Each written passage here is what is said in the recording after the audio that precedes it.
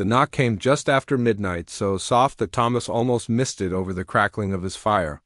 He reached for his rifle instinctively, years of frontier living having taught him that nothing good came calling in the dark. But when he opened the door, weapon raised, he found not a threat but a ghost. She stood in the snowfall, a native woman wrapped in a torn blanket, her long black hair matted with ice. Blood had dried on her temple, and her eyes held a hollowness that made Thomas's breath catch. She swayed slightly, and he realized she was moments from collapse. "I lost my family," she whispered in broken English, her voice barely audible over the wind. "Please, give me refuge in your cabin." Thomas didn't hesitate. He pulled her inside, catching her as her knees buckled, and kicked the door shut against the winter storm. He'd spent 5 years in these mountains running from his own ghosts, and he recognized the look of someone who'd seen too much death. Whatever had happened to her, whatever brought her to his isolated cabin 15 miles from the nearest settlement, could wait until she wasn't dying in his arms. He worked through the night, cleaning her wounds, wrapping her in warm blankets, spooning broth between her lips when she could swallow. She drifted in and out of consciousness, sometimes crying out in Lakota, sometimes simply staring at the ceiling with those haunted eyes. By dawn, her fever had broken, and Thomas finally allowed himself to sleep in the chair beside his bed where she lay. When he woke, she was sitting up, watching him with wary attention. In the daylight, he could see she was younger than he'd first thought, perhaps 25, with high cheekbones and a face that might have been beautiful before grief had carved itself into every feature. "I am Aida," she said quietly. "2 days ago, soldiers came to our winter camp. They said we were harboring fugitives. They didn't ask questions. They didn't wait for answers." Her voice remained steady, but her hands trembled. "I hid in the river beneath the ice. When I came out, everyone was gone. My mother, my father, my 2 sisters, my nephew who was only 3 winters old, all gone." Thomas felt his chest tighten.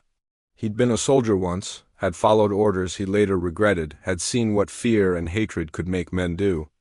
"I'm sorry," seemed too small for the canyon of loss in her words, so he simply nodded and said, "You can stay as long as you need." Days turned into weeks. The winter deepened, making travel impossible even if Aida had anywhere to go.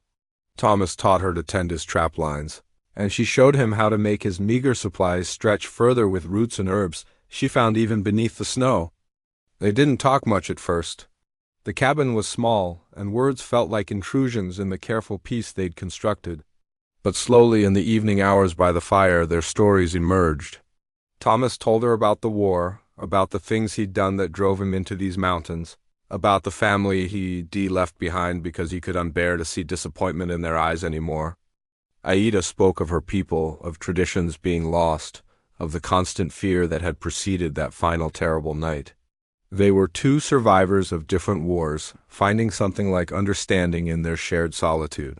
Spring came reluctantly to the mountains. As the snow melted, Thomas expected Aida to leave, to seek out what remained of her tribe or to find her own path. But she stayed, and he found he couldn't imagine the cabin without her quiet presence, without the way she hummed while cooking, without the sound of her laughter when he made a clumsy joke. One evening, as they worked together preparing the garden plot, Thomas paused and looked at her. "You don't have to stay out of gratitude or because you have nowhere else to go. But if you want to stay because you want to, because this feels like home, then I'd like that."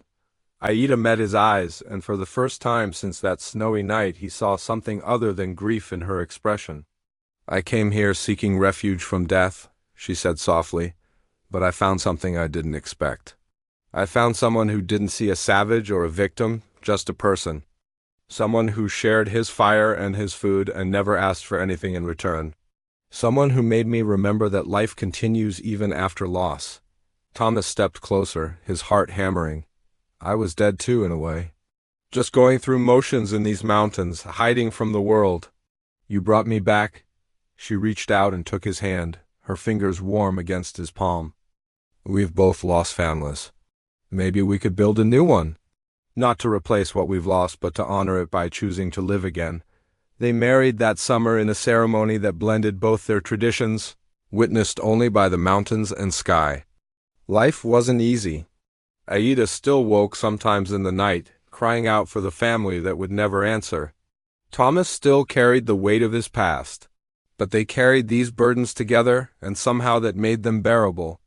Years later, when their three children played in the yard and the cabin had grown into a small homestead, Aida would sometimes stand at the window and remember that desperate winter night. She'd sought refuge from death and found instead a reason to live.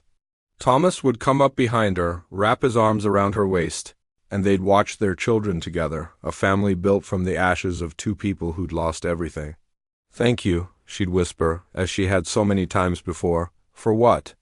Thomas would always ask. "For opening your door, for seeing me, for teaching me that endings can also be beginnings," and he'd hold her tighter, grateful that fate had brought her to his cabin that snowy night, that her whispered plea for refuge had given him something he didn't know he needed, a purpose, a partner, and proof that even the deepest grief cannot extinguish the human capacity for love and renewal.